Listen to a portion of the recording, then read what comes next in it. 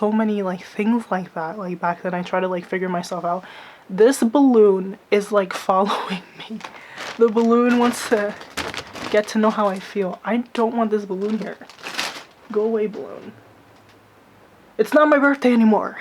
It's not my birthday anymore.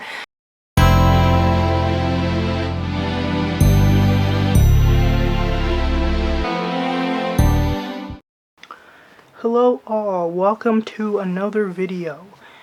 And today I'm going to talk about something that I've been like thinking about at like 3 in the morning. It was like really like bothering me. And it's just been bothering me for like the majority of my life. And like now that I'm older and like I'm trying to focus on myself and trying to grow as an individual, it all makes sense like now. But like back then it was just like not making sense to me. And it's just been on my mind a lot lately because I was scrolling through my Tumblr and I found all these posts, like my Tumblr, like the last time I was on Tumblr, I don't even know if it's still a thing. I hope Tumblr's not the new MySpace, like it's like dead, because I don't really see anybody talking about Tumblr. But when I was a teenager, when I was like 15, 16 years old, I was on Tumblr like every single day. And I was trying to like find all these like, you know, bloggers on Tumblr, but then I like stepped away from it for a while. Ever since I started college, I didn't even think about Tumblr. Tumblr didn't even like cross my mind anymore. And I started blogging again. Like I started writing like blogs, and I'm wondering like, oh, is Tumblr still a thing? You know, and I went on my Tumblr and people were still posting on Tumblr, I saw. And even the people I've been following since I was a teenager are still posting, and I stumbled upon like all my old posts.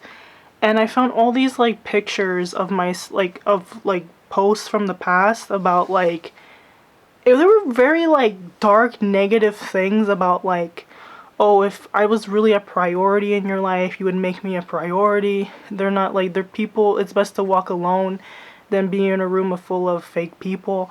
And it's just like that told me like as a teenager I was really like going through a lot of stuff.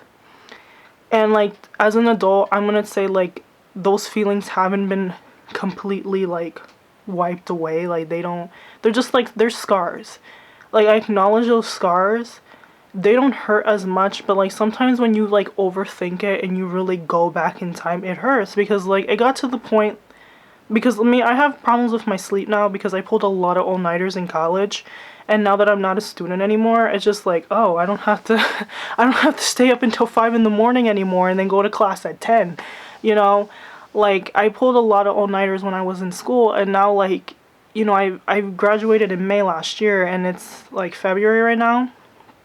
And I'm still having a hard time getting accustomed to like, you know, sleeping regular hours. And you know, I stay up and I think a lot, like I overthink. And I think if you're like an introvert, you're just a person who likes to you tend to overthink a lot. It's not like you like to do it. It just happens. It's just this thing that has happened to me like all my life, where ever since I was in kindergarten, girls were just never nice to me. And like I kind of just want to start like from the time I was like in kindergarten to the time I graduated high school, and like even a little bit what happened to me in college. Like when I was in kindergarten, I was always that student that stood out because I was always more mature than people my age. Like my mom would always tell me like, ever since you were little, like you was somebody who like stood out. Like you weren't like other kids. Like if you saw something wrong and you saw like somebody like being picked on or whatever, like I would tell the teacher or call them out. And there was this boy, he was Asian in my class, and they made fun of him for having small eyes. I feel so bad for people who like, you know, they come from a different culture and people just like don't understand like the way they look or the way they dress and like, you know, and stuff like that. And these kids made fun of him, and he didn't speak English very well either. And all these kids made fun of him for being Asian, and I called them out like, you better stop like bothering this kid in X, Y, and Z. Like I don't know what I said, but like, you know, my mom told me like I stood up for him, and all I remember was like little bit, because this was years, I was 5 or 6 years old, I don't remember everything.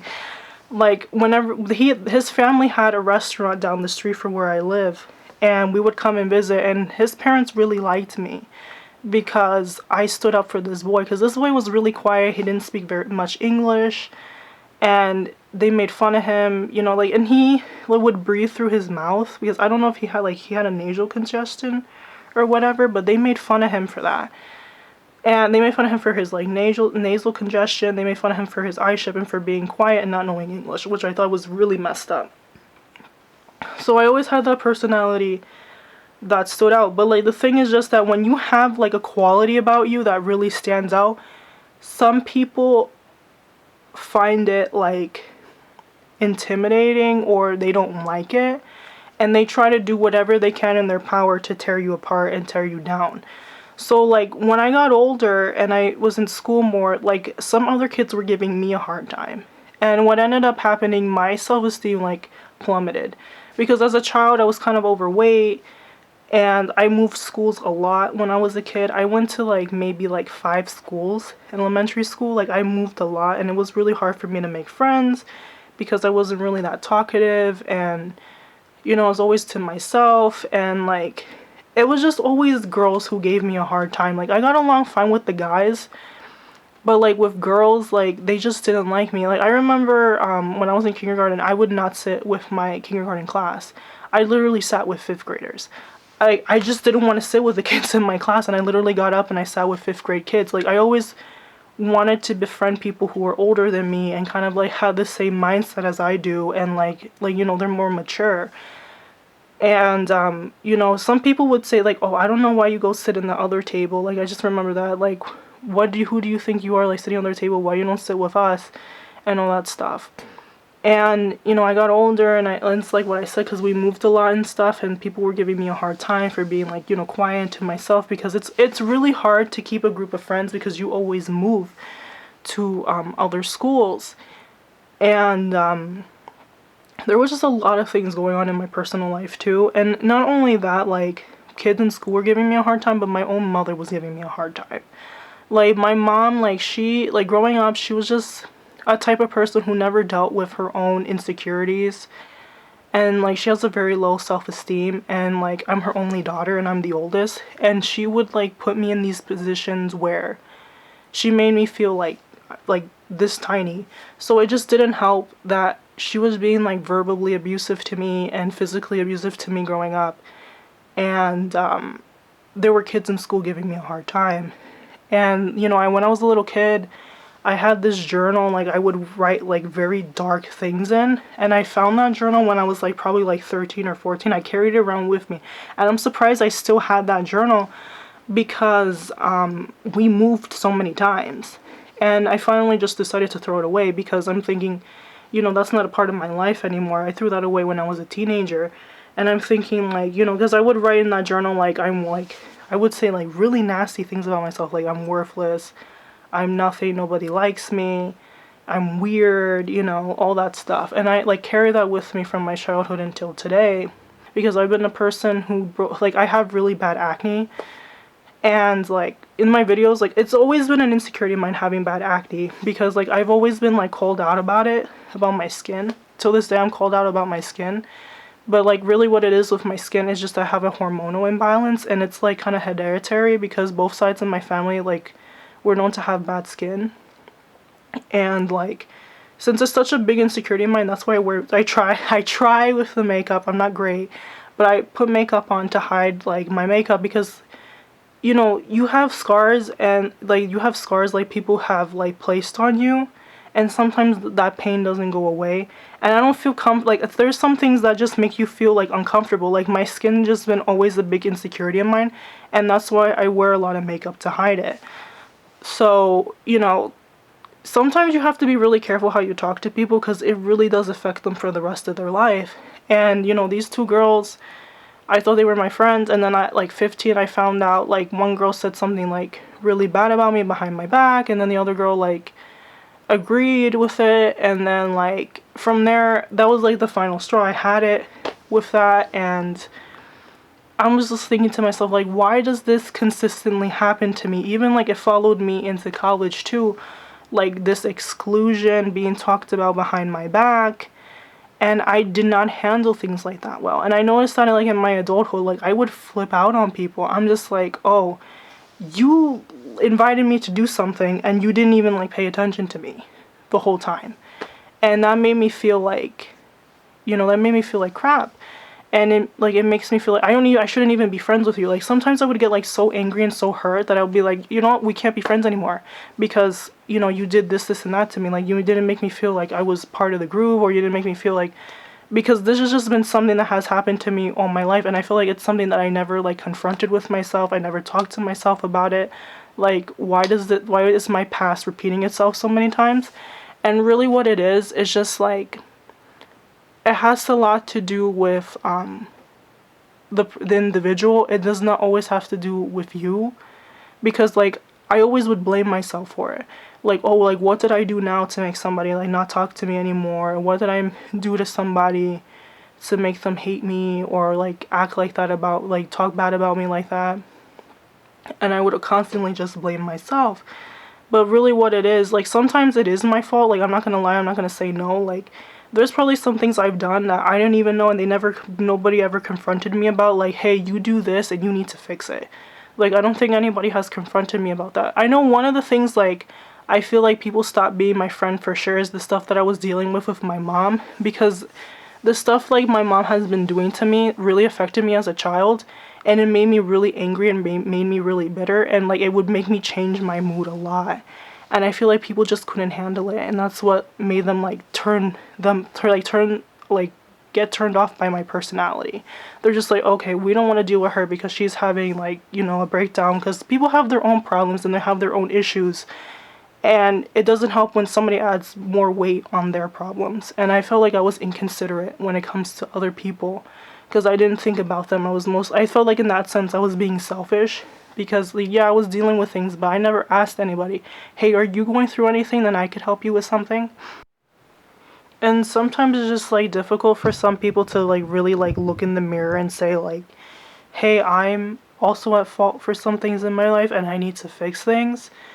But there's just some people out there, like, you try to talk to them about, like, hey, you're doing something wrong in your life and you need to fix it. Some people don't want to hear it. They're just like, who are you to tell me what to do? And, like, the thing with friendships is just, like, everyone views friendship differently.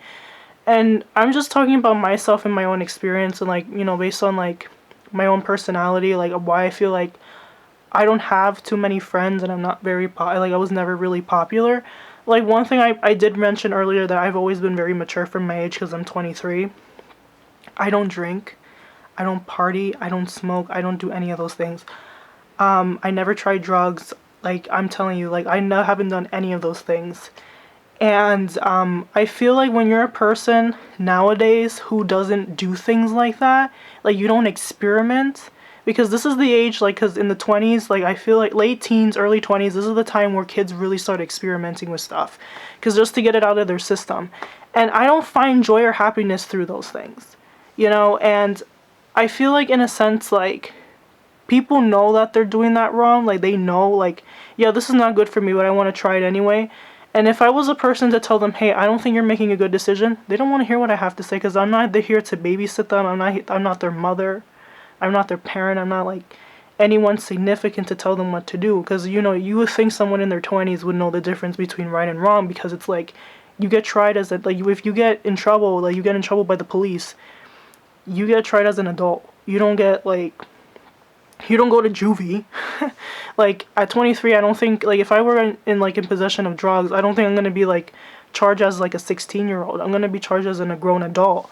So it's like, if people don't want to listen to you, that's on them, and like, sometimes, like, I tell people things, like, they're doing something that's hurting them, and they don't want to hear it from me. They just don't want to hear it, because some people don't view friendship as that. Like, people don't, like, you would think somebody who's your friend, like, tell you, like, they help you in life, they help you grow as a person, like, if you're doing something wrong, they'll tell you. But there's people I've met in my life that they could really care less what I have to say. And it's really because, one, I'm a quieter person. I'm a person who's, like, quote unquote boring because I don't go out and experiment. I'm not a person who's, like, I'm not popular, like, and I don't not come from a background, like, with people with money, because sometimes, like, people want to be around people to spend money. I feel like today, like, millennials are really known for spending a lot of money, because we spend a lot of money on things that are pointless, like, makeup palettes, like hair, nails, electronics, like AirPods, like types of clothes, just to show off and put it on social media, you know, or like show off their friends. Because if you're not somebody that somebody can gain something from, forget it. They don't want nothing to do with you. And I'm not that person. I am not materialistic whatsoever. If you don't have like a nice car and like nice like appearance, because technically I'm just to me, like to most people, I'm probably just like a plain old person, like, you know, just like talking in front of a camera in my room by myself. A lot of people right now, tomorrow's Friday, and all these people around my age are gonna go out and party until they pass out on Sunday, you know. And it's just like that lifestyle does not attract, it's not attractive to me, and I don't find any happiness through that. And people just think, oh, you're so lame because you don't like doing those things. Like, you don't go out to dance, you don't go out to clubs, you don't do any of those things. So you're just boring. And I'm like, why would I want to sit at home and not, like, do anything? Because that's pretty much what I do on the weekends. I don't go out. Like, I just stay here and I try to, like, find ways that I could grow as a person. And that's why I just started doing, like, YouTube, and I started doing my blog, because I just want to, like, grind and grow as a person. But not a lot of people, unfortunately, at this point in life, don't want to do that. They just want to experiment and do crazy things. So, you know, that's what's something that really makes me an outcast. It doesn't make me very popular because I don't do what everybody else is doing.